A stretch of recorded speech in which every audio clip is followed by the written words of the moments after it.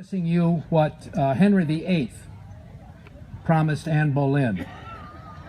I won't be keeping you long. Okay, but good, excellent, thank you. Okay, to business, and it will be brief.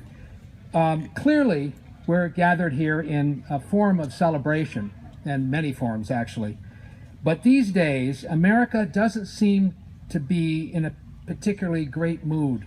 In fact, I think it's fair to say that America right now is a little cranky. I don't need to fill in those blanks. A 5-minute chat with most any of us in this space will show just how unsettled many of us are about the world around us, yet here we are. While many of us can explain just why we're not content with the state of the nation, we'd have no difficulty reminding ourselves just how lucky we are to be right here, right now. Our republic,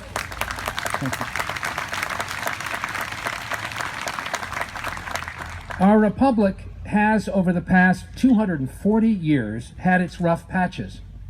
We've made it through a Revolutionary War, a Civil War, world wars, depressions, recessions.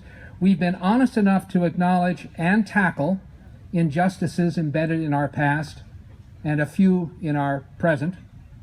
It looks like America can take a punch and keep on trucking. And that's very good, because these days punches are clearly being thrown. Back in 1776, in June, just a few weeks before the 4th of July, 1776, the Second Continental Congress saw a couple of states actually walk out of the debates. No sane person at that time would have bet that just 3 weeks later there would be unanimity about bold and a very risky, dangerous declaration of independence. Our nation is certainly no stranger to heated disagreement. You could argue that it's embedded in our culture, our fierce sense of independence. It's a free country. Folks are going to speak up.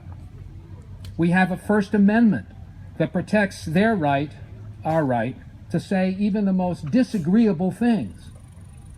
E pluribus unum, out of many one, that's on the Great Seal, another product of the Second Continental Congress.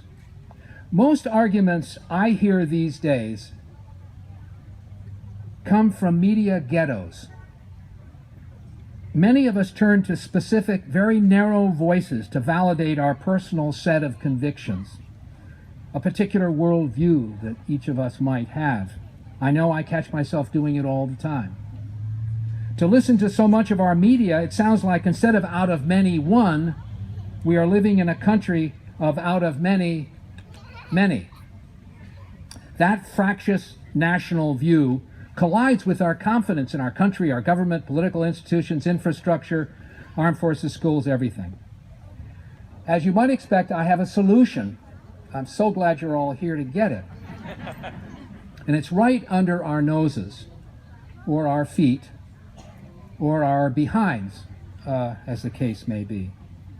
Despite all the differences, all the fiercely held beliefs and opinions likely to be among us right now, I bet we are all in agreement on one important point.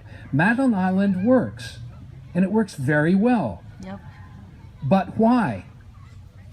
After all, Madeline Island is not immune from the things that trouble and confound us over there on the mainland. This island can produce all manner of disputes. I know that'll come as a surprise to some of you.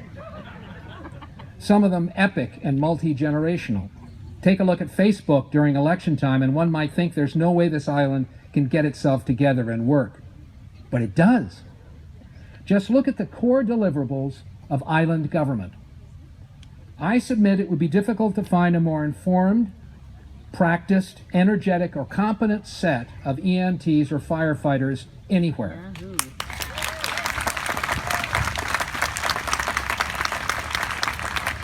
The island has a public school that delivers the kind of early one-on-one education that would be the envy of many private institutions.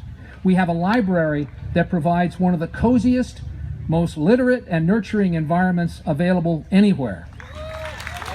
I want to live there.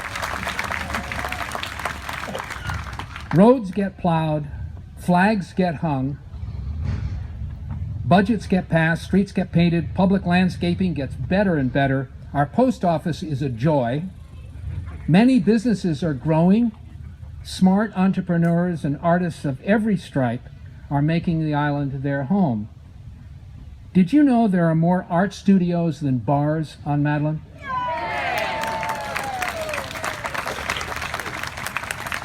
Young families are finding their way. Older folks look to the island as a haven and respite. Despite the fact that the world out there is obviously having its issues, you and I are witnesses to the fact that Madeline Island does work, even though it can from time to time see its own share of human folly. So again, what is it about the island? Why does it work so well? Because it takes a boat to get here. A boat ride is not an accidental decision. It's a purposeful one, especially if it includes a car and the associated planning and costs. A boat ride slows things down a bit. In fine weather, it brings people outside for a chat. In bad weather, it moves people upstairs to gather as part of a communal conversation that picks up fresh each day. A boat ride encourages perspective, time for reflection, safe texting. It gives us time to think. It reveals at a glance a world that's big, beautiful, and impressive. The boat ride encourages storytelling. It gives time to indulge a sense of humor, which is very evident here. I'm pretty sure it's that boat ride that's given Madeline Island a leg up on the rest of this world.